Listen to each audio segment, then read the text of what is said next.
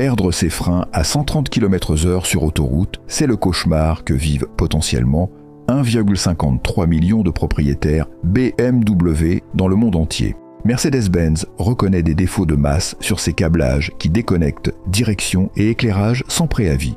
Audi compte ses Q5 qui s'embrasent un par un, avec déjà 11 cas confirmés qui terrorisent les propriétaires. Ces pannes simultanées sur les 3 marques allemandes révèlent une crise systémique de la qualité industrielle européenne. L'excellence mécanique germanique n'était-elle qu'une illusion marketing? Et si vos 50 000 € investis dans une BMW n'achetaient plus que des ennuis? La réputation de fiabilité absolue des constructeurs automobiles allemands, construite laborieusement pendant des décennies, s'effrite aujourd'hui à une vitesse vertigineuse. BMW, Mercedes-Benz et Audi, ces 3 piliers de l'excellence mécanique européenne, accumulent désormais les rappels massifs, les défaillances chroniques et les scandales technologiques avec une régularité qui aurait été impensable il y a encore 10 ans. L'année 2025 restera dans les annales comme celle qui aura définitivement enterré le mythe de la supériorité technique germanique. Les chiffres parlent d'eux-mêmes et dressent un constat sans appel. BMW a récemment procédé au rappel de 1,53 million de véhicules à l'échelle mondiale pour une défaillance critique du système de freinage fourni par Continental, selon les données officielles du constructeur bavarois. Cette panne majeure peut provoquer une perte totale d'assistance au freinage, transformant chaque sortie d'autoroute en épreuve de survie. Imaginez votre famille dans cette BMW qui ne freine plus sur l'autoroute, contrainte de s'échouer sur la bande d'arrêt d'urgence avec les poids lourds qui défilent à pleine vitesse. Mais ce n'est que le début du cauchemar. Mercedes-Benz n'est pas en reste avec ses rappels successifs touchant les modèles EQE, GLC et Classe C, tous affectés par des câbles de masse mal fixés qui perturbent le fonctionnement de la direction assistée et des systèmes d'éclairage. 17 606 véhicules européens sont concernés par ce défaut majeur qui peut priver les conducteurs de direction assistée en pleine manœuvre. Combien de temps encore ces constructeurs pourront-ils dissimuler cette réalité ? C'est Audi qui remporte la palme du dysfonctionnement avec 99 417 exemplaires du Q5, rappelés pour un risque d'incendie avéré selon les données officielles du constructeur d'Ingolstadt. 11 cas d'embrasement ont déjà été officiellement documentés, prouvant que ce danger n'est pas théorique mais bien réel.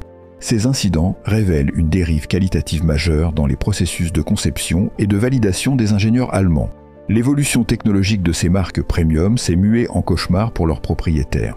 La transformation des véhicules allemands en ordinateurs roulants bourrés d'électronique défaillante constitue l'une des plus grandes erreurs stratégiques de l'histoire automobile. Mercedes, avec son GLE 450e hybride, illustre parfaitement cette dérive technologique suicidaire. Ce modèle souffre de perte de puissance totale et soudaine survenant à haute vitesse, un dysfonctionnement qui peut transformer une simple montée d'autoroute en piège mortel. L'immobilisation brutale d'un véhicule lancé à 130 km/h représente un danger considérable non seulement pour ses occupants, mais aussi pour tous les usagers circulant derrière lui. Ces défaillances témoignent d'un manque flagrant de tests en conditions réelles et d'une validation insuffisante des systèmes hybrides complexes. Comment en est-on arrivé là ? Les systèmes d'assistance à la conduite développés par BMW et Audi génèrent des centaines de signalements officiels pour freinage fantôme injustifié selon les données de la NHTSA américaine. Ces activations intempestives du freinage automatique d'urgence provoquent des ralentissements brutaux sans aucun obstacle réel, créant des situations d'accident en chaîne particulièrement dangereuses sur les voies de rapides. L'ironie de la situation atteint son paroxysme quand on sait que l'Allemagne elle-même, par l'intermédiaire de ses tribunaux, a officiellement déclaré l'autopilote Tesla défectueux, alors que les systèmes équivalents de BMW et Mercedes présentent des dysfonctionnements similaires, voire plus graves. Cette hypocrisie juridique et commerciale révèle l'arrogance persistante de l'industrie automobile allemande, incapable de reconnaître ses propres défaillances tout en pointant du doigt la concurrence américaine. Les constructeurs germaniques persistent à commercialiser des systèmes d'aide à la conduite mal calibrés, dont les capteurs radars et caméras interprètent incorrectement l'environnement routier, déclenchant des freinages d'urgence face à des panneaux publicitaires, des reflets sur la chaussée ou des véhicules circulant sur la voie adjacente. Ces erreurs de perception artificielle transforment chaque trajet en roulette russe technologique. L'époque bénie des moteurs allemands, réputés indestructibles, appartient définitivement au passé. Les nouvelles générations de blocs développés par BMW, Mercedes et Audi cumulent les défauts chroniques qui auraient été inimaginables sur les motorisations des années 90 et 2000. Les chaînes de distribution, censées durer toute la vie du véhicule, s'étirent prématurément dès 80 000 km, provoquant des désynchronisations catastrophiques entre pistons et soupapes. Prenons l'exemple concret des moteurs BMW 30D, longtemps considérés comme des références de fiabilité absolue. Ces blocs développent désormais des problèmes récurrents de joints de culasse, fuite d'huile prématurée et défaillance des injecteurs haute pression dès 120 000 km. Les propriétaires découvrent avec amertume que leurs 4 000 € de réparation, c'est le prix de leur dernière de vacances qui part en fumée dans les ateliers. Les systèmes de suralimentation par turbocompresseur, devenus omniprésents pour respecter les normes anti-pollution européennes, révèlent une fragilité structurelle inquiétante. Ces turbos sophistiqués, refroidis par des circuits d'huile complexes, tombent en panne dès 120 000 km, nécessitant des réparations dépassant fréquemment les 4 000 € selon les données des réseaux de réparation indépendants. Les motorisations V6 d'Audi ne sont pas épargnées par cette dégradation qualitative générale. Les blocs 3 litres TFSI et TDI souffrent de fuites chroniques au niveau des joints de carter, d'usure prématurée des chaînes de distribution et de problèmes persistants avec les systèmes de recirculation des gaz d'échappement. Ces défaillances mécaniques engendrent des coûts de maintenance prohibitifs qui transforment l'achat d'une voiture allemande premium en gouffre financier à long terme. Que dire du système AdBlue, cette gigantesque arnaque imposée par la réglementation européenne sur les motorisations diesel? Ces dispositifs de dépollution, d'une complexité technique disproportionnée, tombent régulièrement en panne, immobilisant complètement les véhicules tant que la réparation n'est pas effectuée. Les sondes NOx, d'une fragilité remarquable, doivent être remplacées tous les 80 000 km pour un coût unitaire dépassant les 1 200 €, transformant chaque révision en épreuve budgétaire selon les tarifs officiels des concessions allemandes. Les chiffres officiels sont accablants et confirment cette dégradation continue de la qualité allemande.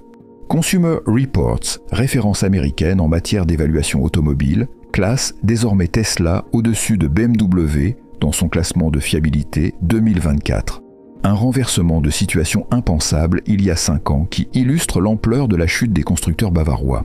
Tesla, malgré ses défauts reconnus, parvient donc à surpasser la marque qui incarnait l'excellence mécanique germanique. Les études menées par l'ADAC allemand, organisation pourtant peu suspecte de parti pris anti-germanique, révèlent une dégradation statistique continue de la fiabilité des marques premium nationales depuis 2018, selon leur panel statistique officiel. Cette tendance baissière s'accélère chaque année, avec des taux de panne en constante augmentation et des coûts de réparation qui explosent. Le coût moyen d'une intervention sur un véhicule BMW, Mercedes ou Audi dépasse désormais de 40% celui d'une réparation équivalente selon les données des assureurs européens. Cette inflation des coûts de maintenance s'accompagne d'un allongement paradoxal des périodes de garantie proposées par les constructeurs allemands. BMW propose désormais des extensions de garantie jusqu'à 10 ans, Mercedes étend sa couverture à 8 ans sur certains éléments, tandis qu'Audi multiplie les programmes de garantie étendus. Ces dispositifs commerciaux, présentés comme des avantages clients, révèlent en réalité l'anticipation par les constructeurs eux-mêmes de la multiplication des avaries sur leurs véhicules récents. Faut-il encore croire au prestige allemand quand votre vie est en jeu? L'arrogance commerciale et technique des dirigeants allemands face à cette réalité statistique confine à l'aveuglement volontaire. Plutôt que de remettre en question leurs choix stratégiques désastreux, ces constructeurs persistent dans leurs erreurs en accélérant encore davantage l'électrification forcée de leur gamme. Cette fuite en avant technologique aggrave les problèmes existants en ajoutant une couche supplémentaire de complexité électronique à des véhicules déjà fragilisés par la sursophistication de leur système conventionnel. La stratégie d'électrification massive adoptée par les 3 constructeurs allemands repose sur des fondations techniques particulièrement fragiles. Mercedes avec sa gamme EQS, EQE et EQC, BMW avec ses iX et i4, Audi avec ses e-tron et Q4 e-tron accumulent les retours négatifs de propriétaires confrontés à des dysfonctionnements électroniques récurrents, des autonomies réelles inférieures aux promesses commerciales et des coûts de maintenance prohibitifs dès la fin de garantie selon les témoignages collectés par les forums spécialisés. L'obsession du downsizing, cette réduction artificielle de la cylindrée compensée par la suralimentation forcée, constitue l'une des erreurs techniques les plus monumentales de l'industrie allemande moderne. En remplaçant des moteurs atmosphériques robustes de 3 litres ou 3 litres 5 par des blocs suralimentés de 2 litres, développant une puissance équivalente, BMW, Mercedes et Audi ont sacrifié la fiabilité légendaire de leur motorisation sur l'autel des normes européennes de consommation. Ces moteurs downsizés fonctionnent en permanence à la limite de leur capacité thermique et mécanique, générant des contraintes internes considérables qui accélèrent l'usure de tous leurs composants. Les pistons, bielles, vilebrequins et culasses subissent des sollicitations extrêmes qui étaient inconnues sur les motorisations atmosphériques traditionnelles. Cette surcharge permanente explique la multiplication des casse-moteurs prématurés, phénomène rarissime sur les générations précédentes de mécaniques allemandes. La surélectronification des véhicules allemands modernes transforme chaque trajet en séance de roulette russe technologique. Les écrans tactiles géants qui remplacent désormais la totalité des commandes physiques traditionnelles tombent régulièrement en panne, privant les conducteurs de l'accès aux fonctions essentielles comme le chauffage, la climatisation ou même l'ouverture des boîtes à gants. Ces pannes d'écran, impensables sur les véhicules des années 2000, nécessitent des interventions coûteuses en concession et immobilisent les véhicules pendant plusieurs jours. Les calculateurs électroniques qui gèrent l'ensemble des fonctions véhicules se multiplient de façon exponentielle. Une Mercedes classe S moderne embarque plus de 50 ordinateurs de bord interconnectés, créant une complexité systémique ingérable dès qu'une défaillance survient sur l'un d'entre eux. Cette architecture électronique tentaculaire génère des pannes en cascade impossibles à diagnostiquer précisément, transformant chaque visite en concession en enquête policière technologique dont l'issue reste incertaine. Quelle ironie de constater que les mises à jour logicielles over-the-air, présentées comme une révolution par les constructeurs allemands, se révèlent être une source inépuisable de nouveaux dysfonctionnements. Ces téléchargements automatiques modifient le comportement des véhicules à l'insu de leurs propriétaires, introduisant parfois des bugs inexistants précédemment ou désactivant des fonctions qui marchaient correctement.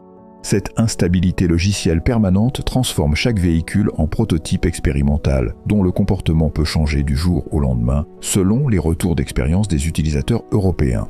Les médias automobiles français et européens persistent pourtant à maintenir leur discours complaisamment pro-allemand, refusant d'admettre l'évidence de cette dégradation qualitative majeure. Ces publications, financées par la publicité des constructeurs premium, continuent de présenter BMW, Mercedes et Audi comme des références d'excellence alors que les propriétaires découvrent quotidiennement une réalité beaucoup plus sombre. Cette omerta journalistique prive les consommateurs d'informations objectives sur la fiabilité réelle des véhicules qu'ils envisagent d'acquérir. La concurrence asiatique menée par Toyota, Honda, Lexus et les marques coréennes exploite méthodiquement ces faiblesses allemandes pour reconquérir les segments premium européens. Ces constructeurs orientaux appliquent leurs méthodes de développement traditionnelles, privilégiant la fiabilité à long terme plutôt que l'innovation technologique spectaculaire, mais fragile. Leurs véhicules, certes moins impressionnants sur le papier marketing, offrent une sérénité d'usage qui fait désormais défaut aux productions germaniques. Prenons l'exemple révélateur de Lexus avec ses systèmes hybrides éprouvés depuis plus de 20 ans. Cette marque premium japonaise grignote progressivement les parts de marché de BMW et Mercedes en proposant une sophistication technique maîtrisée sans sacrifier la durabilité. Cette approche nippone, qui privilégie la validation exhaustive des innovations avant leur commercialisation, contraste radicalement avec la précipitation allemande qui transforme chaque client en testeur involontaire. Les propriétaires de véhicules allemands récents découvrent progressivement que leurs voitures de prestige passent effectivement plus de temps immobilisées en concession que sur les routes. Cette réalité statistique, confirmée par les données des assureurs et des services de dépannage selon les statistiques European Motor Data, pulvérise définitivement le mythe de la robustesse germanique. L'industrie automobile allemande vit donc actuellement ses dernières heures de gloire artificielle, maintenue par l'inertie commerciale et l'aveuglement médiatique, avant un effondrement définitif face à une concurrence internationale plus fiable et considérablement moins onéreuse à l'usage. Cette débâcle qualitative allemande coïncide avec l'émergence de nouvelles puissances automobiles qui bousculent les hiérarchies établies. Les constructeurs chinois, longtemps méprisés pour leurs copies approximatives, développent désormais des technologies propriétaires qui surpassent parfois les réalisations européennes en termes de fiabilité et d'innovation. BYD, NIO ou XPeng proposent des véhicules électriques dont la qualité de fabrication et la durabilité rivalisent avec les meilleures productions mondiales, tout en restant sensiblement moins chers que leurs équivalents allemands. L'effondrement de l'industrie automobile allemande ne se limite pas aux seuls aspects techniques et qualitatifs. Cette crise révèle également des dysfonctionnements profonds dans la gouvernance de ces entreprises centenaires, incapables de s'adapter aux mutations rapides du marché mondial. La bureaucratie excessive, l'arrogance managériale et l'incapacité à remettre en question des dogmes techniques dépassés condamnent ces géants industriels à une marginalisation progressive sur leur propre marché domestique. Cette analyse dévastatrice de l'industrie allemande soulève naturellement une question cruciale. Comment Mercedes manipule-t-elle concrètement ses clients ? L'enquête exclusive que nous avons menée révèle des pratiques industrielles qui défient l'entendement et explique pourquoi cette marque légendaire génère aujourd'hui plus de profits dans ses ateliers que dans ses salles d'exposition.